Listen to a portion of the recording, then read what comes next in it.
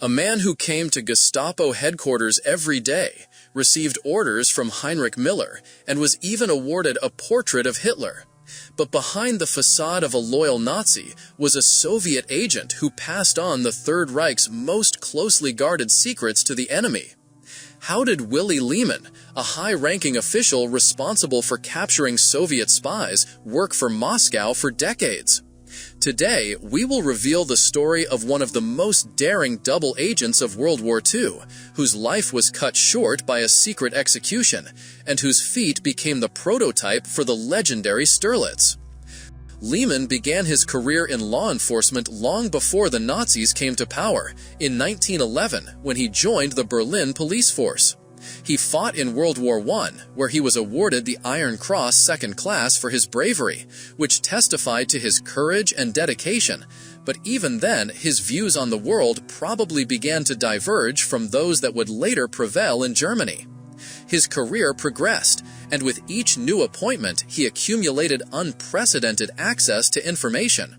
He had lists of Gestapo agents, secret operational methods, and the complete structure of the Reich Main Security Office, RSHA, the powerful apparatus that kept all of Europe in fear. Lehmann's position allowed him to know absolutely everything about those he was secretly working against, making him an invaluable source for Soviet intelligence. He was, in essence, not the head but the heart of the counterintelligence unit that opposed the USSR, and that heart beat to the rhythm of a double game.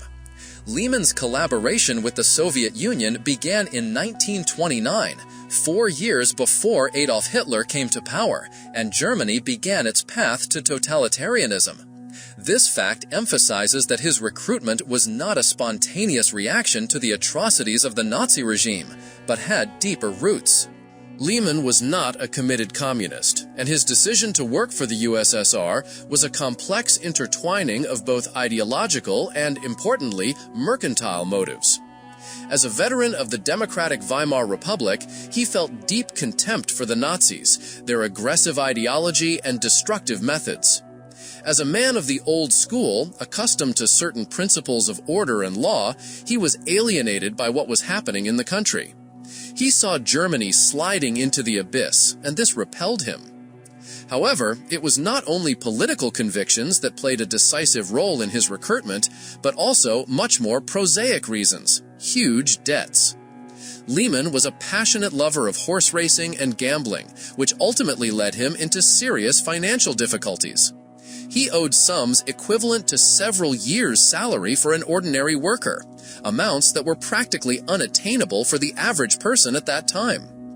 Soviet intelligence, with its keen intuition and information about his vulnerabilities, skillfully took advantage of this situation. They offered him not just money, but a way out of his predicament, an opportunity to start a new life, albeit one of constant risk. Thus, under the codename Breitenbach, Willy Lehmann became one of the Soviet Union's most valuable agents in the heart of Nazi Germany. It was a pragmatic but desperate move that determined his fate for many years to come. After 1933, when the Nazis finally consolidated their power, Lehmann was faced with a choice. Should he remain in the shadows or take an even greater risk? With the approval of Moscow, which understood the value of such an agent, he decided to join the SS. It was a dangerous move, but it opened the doors to the most secretive and top-secret structures of the Third Reich. From an ordinary employee, he became an SS Hauptsturmführer, a man in uniform who inspired fear and awe in millions. But for him, it was just another mask. From his position, Lehmann transmitted information to Moscow that was vital for the USSR's preparations for the impending war. He revealed the detailed structure of the German secret services, which allowed Soviet counterintelligence to anticipate the enemy's actions. His reports contained information about the latest encryption machines, which until then had only been the subject of speculation in the USSR. He reported on developments in synthetic petrol and rubber, technologies that were critical to Germany's military industry, but also gave the USSR an understanding of their capabilities and vulnerabilities. However, one of his most crucial reports was about the rocket center in Peenemünde, where the creation of the weapons of retribution, the famous V-1 and V-2 ballistic missiles, was in full swing. This information allowed the Soviet Union to gain an understanding of the scale and threats of the German missile programs long before they were used. And of course, the most dramatic moment came just 3 days before 22 June 1941, when Lehmann reported the exact date of Germany's attack on the USSR. This was an invaluable warning, although, unfortunately, not everyone in the Soviet leadership gave it the importance it deserved. In addition, he repeatedly warned of upcoming raids and arrests, saving the lives of many Soviet agents working in Germany. His information about German submarines, chemical weapons developments, and the geopolitical plans of the Nazi leadership was so complete and timely that it placed him among the 3 most important sources of the USSR in Germany, along such well-known names as Haro Schulze-Boysen and Arvid Harnack. Willy Lehmann's life was a constant balancing act on the edge of an abyss, where every mistake could cost not only his life, but also the lives of thousands of people whose lives depended on his secret report. His passion for horse racing and card games, so characteristic of many residents of the Weimar Republic, turned into a bottomless pit that swallowed his income. Soviet intelligence offered not just money, but real freedom from debt. Each report, whether it was a diagram of a new tank or a list of agents, required precision and was transmitted through ingenious channels. It would seem that the Nazi regime, especially its punitive apparatus, was impenetrable, and every cog in it was a loyal and unquestioning executor of the Führer's will. However, the story of Willy Lehmann shows that even at the heart of this monstrous system, there were those who waged their own invisible war, until fate decided otherwise. The air of 1942 was thick with the smell of gunpowder and alarm. The Eastern Front demanded ever more victims, and deep in the rear of the Reich, where a secret war between the special services was raging, the tension grew with each passing day. German counterintelligence, especially the Funkabwehr, radio counterintelligence, and SD departments, relentlessly hunted for Soviet agents whose reports were invaluable to Moscow. It was during this period that the beginning of the end for Breitenbach occurred.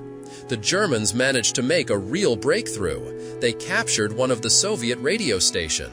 It was not just a primitive radio, but a complex system used for encrypted communication with the center.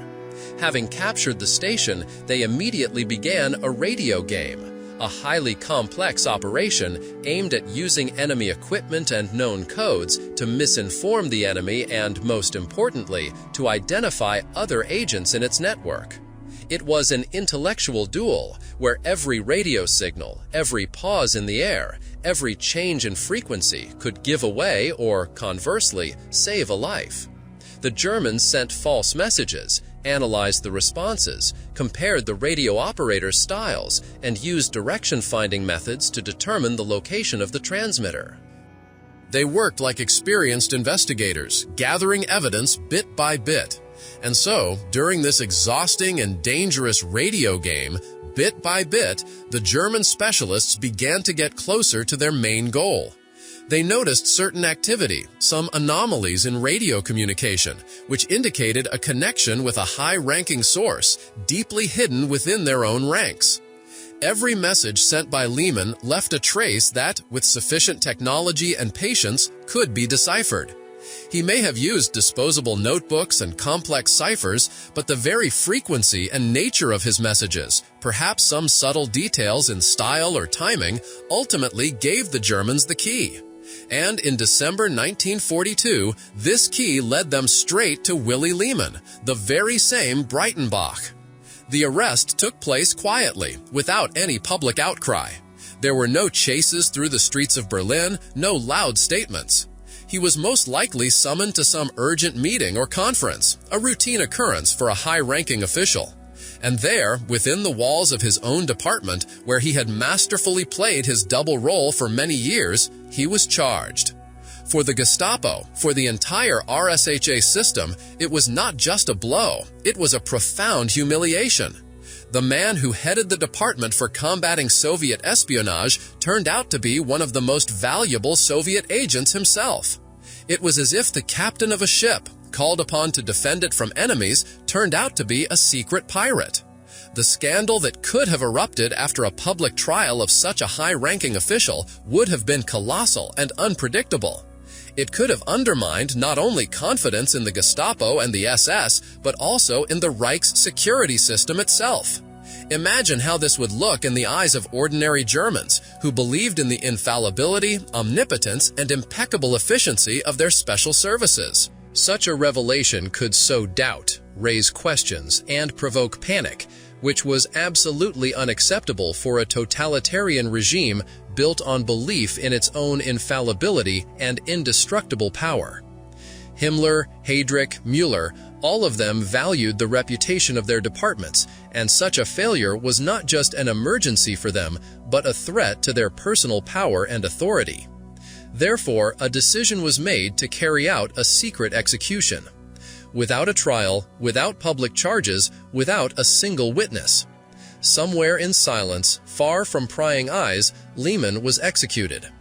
The circumstances of his death are still shrouded in mystery, but the official version, which was circulated to his colleagues and the public, was cynical and cruel.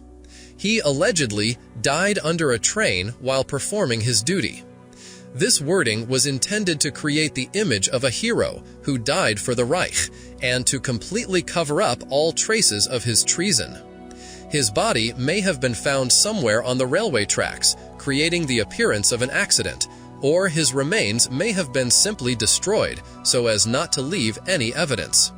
No interrogations, no testimony, no witnesses, just disappearance.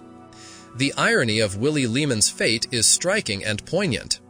In 1937, just 5 years before his exposure and secret execution, his impeccable reputation as a professional and seemingly loyal servant of the Reich was recognized by Adolf Hitler himself.